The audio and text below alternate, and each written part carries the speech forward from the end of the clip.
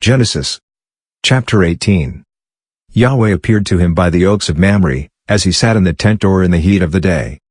He lifted up his eyes and looked, and saw that 3 men stood near him. When he saw them, he ran to meet them from the tent door, and bowed himself to the earth. And said, My Lord, if now I have found favor in your sight, please don't go away from your servant. Now let a little water be fetched, wash your feet, and rest yourselves under the tree. I will get a piece of bread so you can refresh your heart.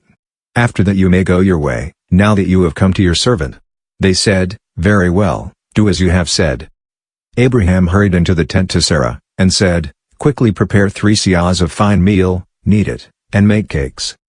Abraham ran to the herd, and fetched a tender and good calf, and gave it to the servant. He hurried to dress it. He took butter, milk, and the calf which he had dressed, and set it before them.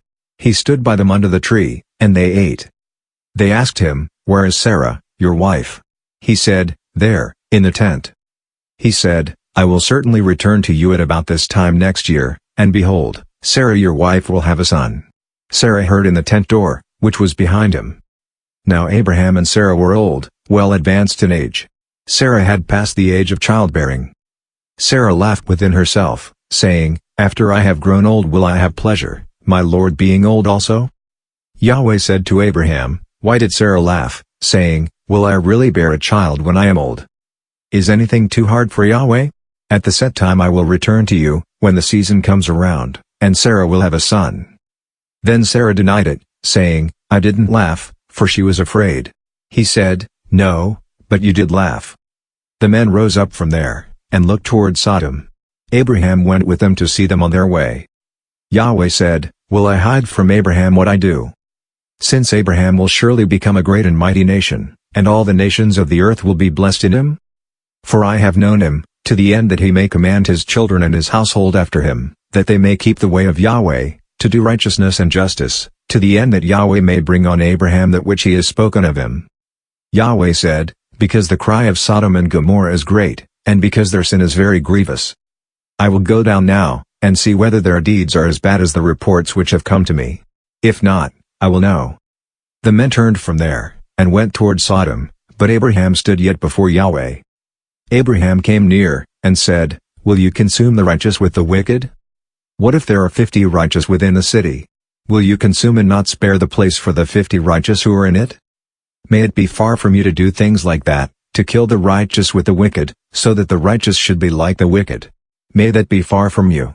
Shouldn't the judge of all the earth do right? Yahweh said, If I find in Sodom 50 righteous within the city, then I will spare the whole place for their sake. Abraham answered, See now, I have taken it on myself to speak to the Lord, although I am dust and ashes. What if there will lack 5 of the 50 righteous? Will you destroy all the city for lack of 5? He said, I will not destroy it if I find 45 there. He spoke to him yet again, and said, What if there are 40 found there? He said, I will not do it for the 40's sake. He said, Oh, don't let the Lord be angry, and I will speak. What if there are 30 found there? He said, I will not do it if I find 30 there.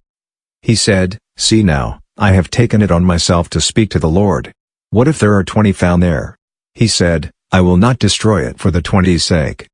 He said, Oh, don't let the Lord be angry, and I will speak just once more. What if 10 are found there? He said, I will not destroy it for the 10's sake.